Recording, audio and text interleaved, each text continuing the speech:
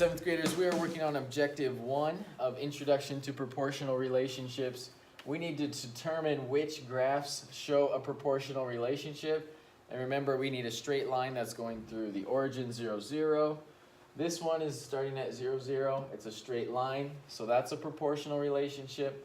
This one is starting at 0, 0. It's a straight line, so that's a proportional relationship. Good. This is a straight line, but it's not going through 0, 0. So it is not a proportional relationship. This is a straight line going through 0, 0. It is a proportional relationship. Okay, here we have a table. And remember, you have to be multiplying by the same thing, same number each time for it to be proportional. So let's see if we're doing that. So 3 times 3 is 9. 6 times 3, though, is 18, not 36. So that's not the right number. 9 times 3 is 27, not 81.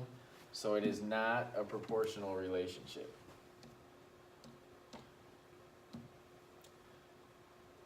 Okay, it says Jimmy receives his first 3 video games free, then he pays $50 for each game after that. Okay, they don't have a table, but we can write a table. We have video games and we have money. So let's do 1, 2, 3, 4, 5 video games. The first 3 are free, so that's 0. And then he pays $50 for each one after that. So it'd be 50 for the 4th, it'd be 100 if he played 5. All right, 1 times what is 0? Well, 1 times 0 is 0. 2 times 0 is 0. 3 times 0 is 0. So it seems like it's the same. But now here, 4 times 0 is not 50. Okay, suddenly it changes. And it's not proportional because we'd have to multiply by 0 every time, but 4 times 0 is not 50, so no, it is not proportional.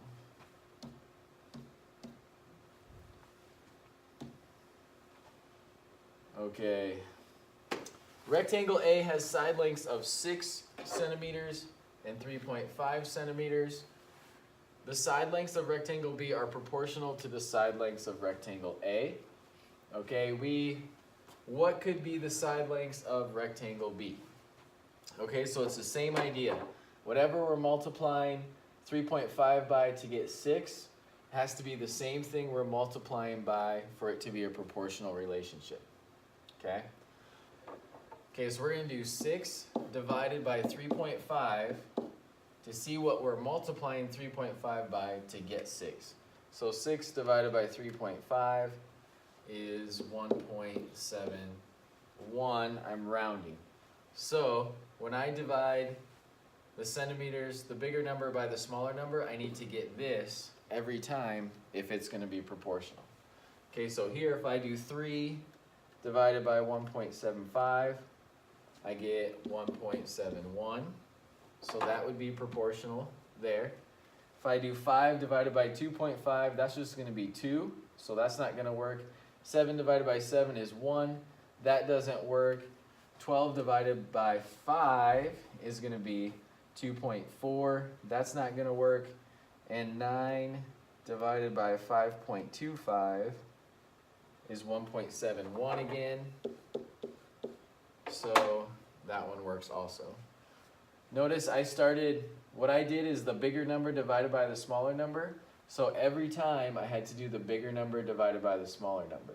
Bigger number divided by the smaller number, and whichever one gave me the same.